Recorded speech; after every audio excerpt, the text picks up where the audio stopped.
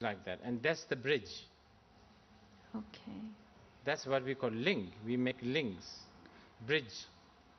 And one last question. Just, I don't know how this relates to, but when people died, we are encouraged to give parts of our body away. Is there a time gap?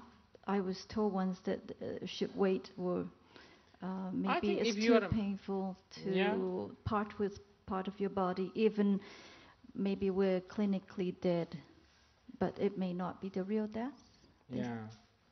Now, if you are a Mahayana practitioner, by all means, if you are certain to die, then you should give any time.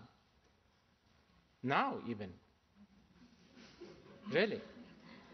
I'm serious. Would the pain stop us from being calm? Yeah, but Mahayana people are not really concerned about Bardo. Bardo is exclusive Vajrayana stuff.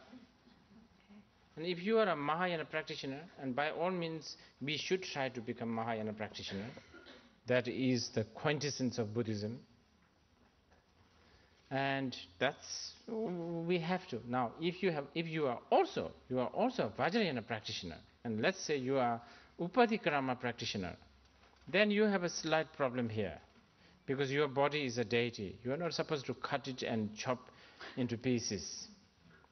So you can sort of work around this one. As Kongtrul Rinpoche Lord Thai said, you can practice the three vehicles all at the same time. Then in this case, I don't know, it depends on different situation. If you are a good practitioner, let's say you are a yogini, who can actually, you have the confidence that you will grab hold of the Bardo luminosity,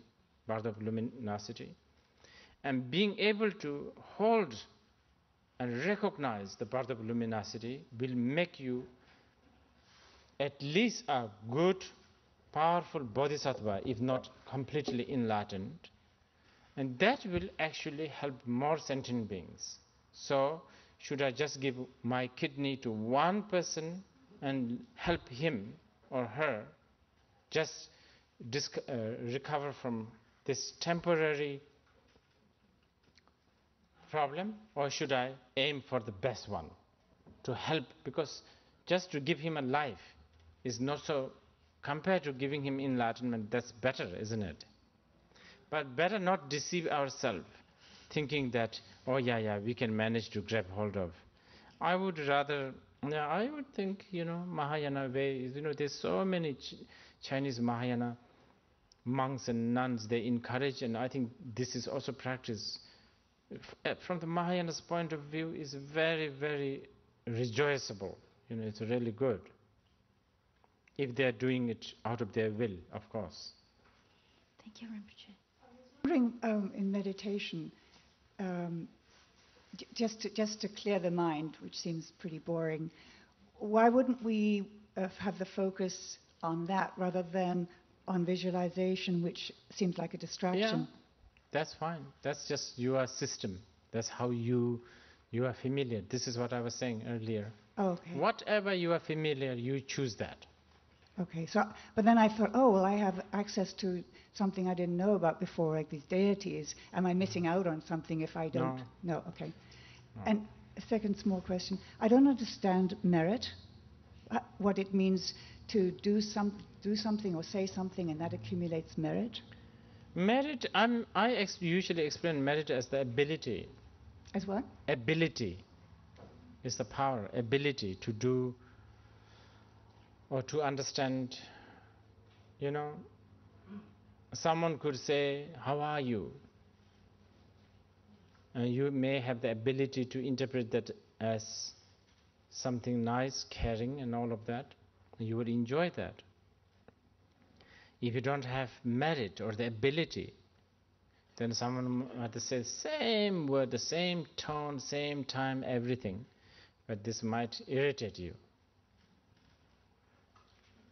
Well, how can doing something, maybe I'm not understanding what it means, but I thought there was a reference to the fact that if you did something, circumambulate a building or something, Yeah. that even if your mind wasn't engaged in what you were doing, I know, that was but you merit? are sacrificing something, sacrificing some energy, sacrificing. Okay. Yeah, these are practice prescribed for really ordinary, those who doesn't have time and wish for philosophical approach. Okay, thank you. Okay, 3 last questions and then, okay. First of all, thank you for your enlightenment the last couple days. I just have one question. Are we stuck to this world? Pardon? Are we stuck to this world? So are we just being within, you talked about during the Bardo going under the sea and all sorts of things like that, or is it the realm that we're stuck with? No, that's the whole point. These are all our delusion. We can get rid of the cause of the delusion, and that's what we call liberation. And the point of teaching the Bardo is to actually extend, to have more opportunity. As I was saying in the beginning, generally the opportunity to achieve enlightenment, to opportunity to practice so that we can achieve enlightenment is taught, can only work during this lifetime. But from the Vajrayana point of view, you use this life, dying, luminosity, and becoming, all of that. So we are just making use of all the time. Thank you, Rinpoche.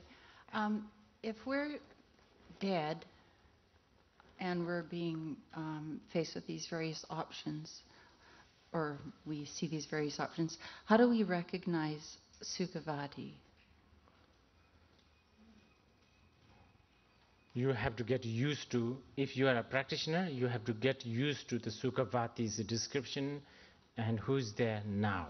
That's why we visualize, that's why we read the Amitabha Sutras. Thank you. Rinpoche, a question about the suffering.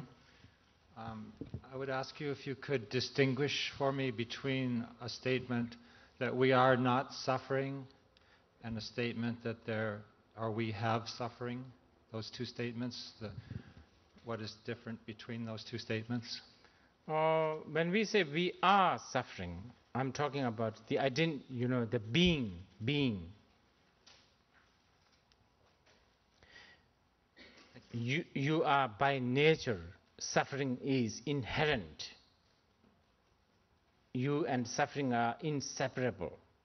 So, in this case, you have no necessary of path. Path will not work. You just have to just suffer. That's part of you. That's your nature. Not even part of you. That's just you. That's what I mean.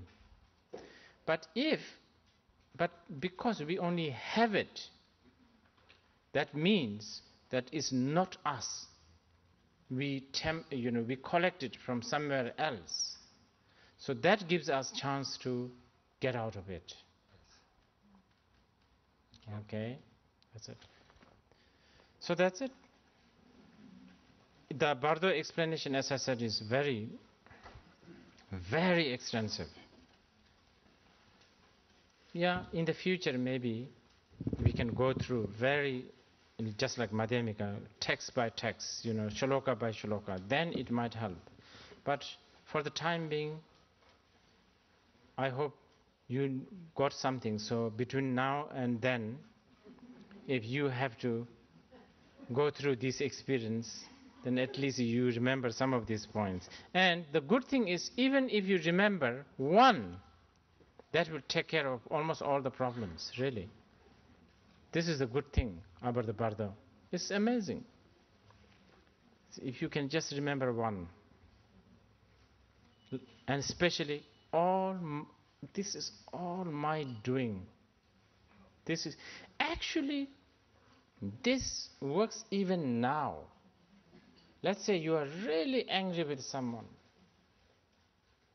If you can really turn inside and say, this anger to him is all my own perception. I'm angry with him because I think he is doing this and that, which he shouldn't. It's all my judgment, my perception. It will release you from almost 99% of the problem. But it's difficult if you are not used to it, because we like to think this exists outside. Okay? Thank you.